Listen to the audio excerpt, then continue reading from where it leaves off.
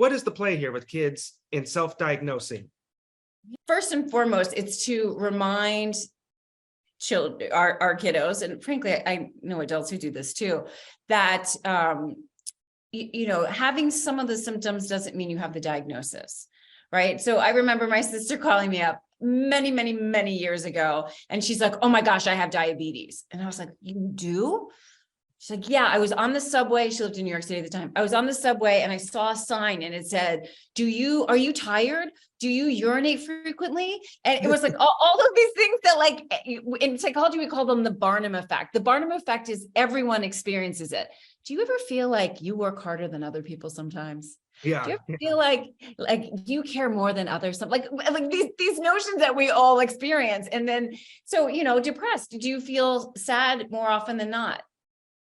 Yeah, sometimes, right? I mean, do you panic? Do you ever feel worried? Yeah, sometimes. But there's a difference between having some symptoms and a diagnosis.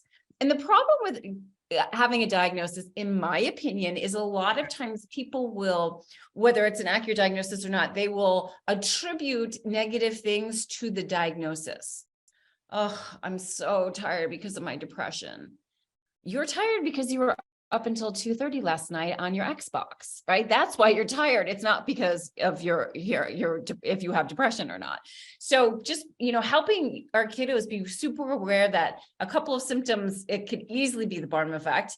And, just to be really aware of diagnoses. Now, sometimes diagnoses actually help people. I'll give an example. I have a client who always felt a little bit different than everyone else.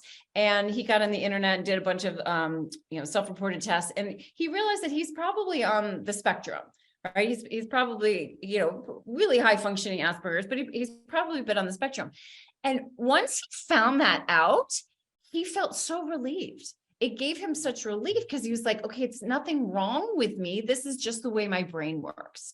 Yeah. So sometimes it can be helpful, but we just want to be super aware of, not over diagnosing and not over pathologizing, right? The training that we just did is really about the teen brain, and the teen brain, that it can be really emotional, can have highs and lows. I hope you got a ton of value out of that clip. And if you want more insights and wisdom from Dr. E, then click right over here.